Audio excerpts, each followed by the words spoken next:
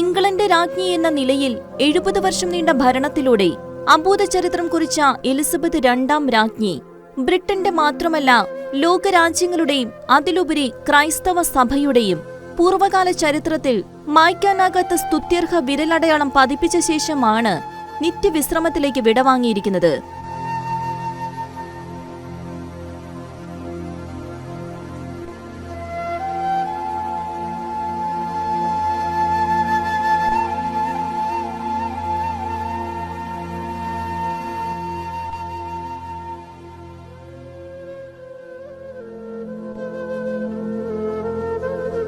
കത്തോലിക്ക സഭയിലെ 5 വിഖ്യാതരായ മാർപ്പാപ്പമാരോടൊപ്പം സമയം ചെലവഴിക്കുവാനും അവരോടൊപ്പം ആയിരിക്കുവാനും സാധിച്ച ഇംഗ്ലണ്ടിന്റെ രാജ്ഞിക്ക് ദൈവത്തോടും സഭയോടും ഉണ്ടായിരുന്ന സമർപ്പണവും തീക്ഷ്ണതയും ഇനി ഓർമ്മകളിലെ വിസ്മയമാകുകയാണ്.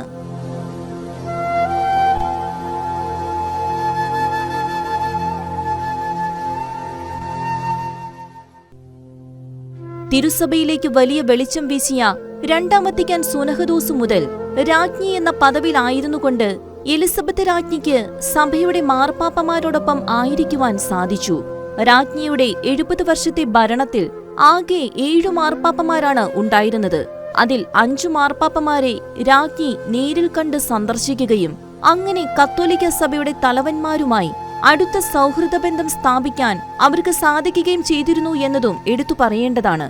2014 ഇറ്റലിയിലേക്കുള്ള ഒരു ദിവസത്തെ യാത്രയിൽ വെച്ചായിരുന്നു ഫ്രാൻസിസ് പാപ്പയുമായി രാജ്ഞിയുടെ ആദ്യ കൂടിക്കാഴ്ച നടക്കുന്നത്. പ്രാദേശിക പലഹാരങ്ങൾ നിറച്ച ഭക്ഷണ ഹാമ്പറും രാജ്ഞി പാപ്പയ്ക്കന്ന് സമ്മാനിക്കുകയുണ്ടായി. യുണൈറ്റഡ് കിങ്ഡവും വിശുദ്ധ സിംഹാസനവും തമ്മിലുള്ള നയതന്ത്ര ബന്ധം പുനഃസ്ഥാപിച്ചതിന്റെ 100ാം വാർഷികത്തിലായിരുന്നു ഈ കൂടിക്കാഴ്ച. 2010 സെപ്റ്റംബറിൽ തന്റെ 4 ദിവസത്തെ യുണൈറ്റഡ് കിങ്ഡം സന്ദർശനത്തിനിടെ സ്കോട്ട്ലൻഡിലെ എഡിൻബർഗിൽ വെച്ചായിരുന്നു എലിസബത്ത് രാജ്ഞിയുമായി ബെനഡിക്ട് 16 മാർപ്പാപ്പയുടെ ആദ്യ കൂടിക്കാഴ്ച.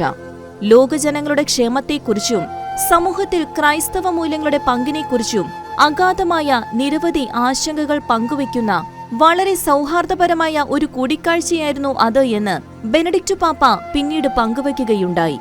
1980 ഒക്ടോബർ 13 എലിസബത്ത് രാജ്ഞി വത്തിക്കാനിൽ വച്ച് ഭർത്താവ് ഫിലിപ്പ് രാജകുമാരനോടൊപ്പം ഔദ്യോഗിക സന്ദർശനത്തിനെത്തിയപ്പോഴായിരുന്നു ജോൺ പോൾ രണ്ടാമൻ മാർപ്പാപ്പയെ രാജ്ഞി ആദ്യമായി നേരിൽ കണ്ടുമുട്ടിയത്. 1982 മെയ് മാസത്തിൽ ഒരു മാർപ്പാപ്പ ബ്രിട്ടനിൽ കാലുകുത്തിയ ആദ്യത്തെ ചരിത്ര സംഭവത്തിൽ ജോൺ പോൾ രണ്ടാമൻ മാർപ്പാപ്പ രാജ്ഞിയെ ബക്കിംഗ്ഹാം കൊട്ടാരത്തിൽ സന്ദർശിക്കുകയുണ്ടായി. ഏകദേശം 20 വർഷങ്ങൾക്കു ശേഷം 2000 ഒക്ടോബറിൽ മാർപ്പാപ്പയുമായി ഒരു സ്വകാര്യ കൂടിക്കാഴ്ചയ്ക്കായി രാജ്ഞി വത്തിക്കാനിലേക്ക് പോകുകയുണ്ടായി.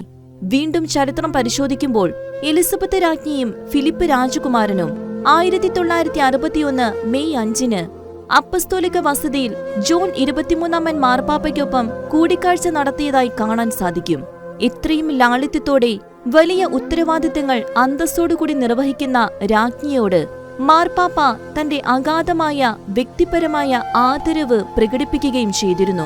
1951 പിയൂസ് 12 മാർപ്പാപ്പയുമായി രാജ്ഞി കൂടിക്കാഴ്ച നടത്തിയത് രാജ്ഞി പദത്തിൽ പ്രവേശിക്കുന്നതിന് 1 വർഷം മുൻപായിരുന്നു. രാജ്ഞി കൂടിക്കാഴ്ച നടത്തിയിട്ടുള്ള മാർപ്പാപ്പമാരിൽ ജോൺ 23 പാപ്പയും ജോൺ പോൾ 2 പാപ്പയും പിന്നീട് സഭയുടെ വിശുദ്ധ ആരാമത്തിലേക്ക് ഉയർത്തപ്പെടുകയുമുണ്ടായി എന്നതും ശ്രദ്ധേയം. അങ്ങനെ ആംഗ്ലിക്കൻ സഭാംഗമായിരിക്കെ തന്നെ സഭാപരമായ വേർതിരിവുകളില്ലാതെ കത്തോലിക്ക സഭയുമായി വളരെ അടുത്ത ബന്ധം പുലർത്തിയിരുന്ന എലിസബത്ത് രാജ്ഞി 5 മാർപ്പാപ്പമാരുമായി കൂടിക്കാഴ്ചകൾ നടത്തുകയും ഭരണാധികാരി എന്ന നിലയിലുള്ള ബന്ധങ്ങൾ കാത്തുസൂക്ഷിക്കുന്നതിൽ ഉത്സുകയുമായിരുന്നു എന്നത് നിസ്തർക്കമായി പറയാം. രാജ്ഞിയുടെ വിയോഗം ബ്രിട്ടനു മാത്രമല്ല ലോകത്തിനു മുഴുവനും ഒപ്പം ക്രൈസ്തവ സമൂഹത്തിനും വലിയ വേദന ഉളവാക്കിയിരിക്കുന്ന പശ്ചാത്തലത്തിൽ ക്വീൻ എലിസബത്തിന് ഷെക്കിന ന്യൂസിന്റെ ആദരാഞ്ജലികളും പ്രാർത്ഥനകളും.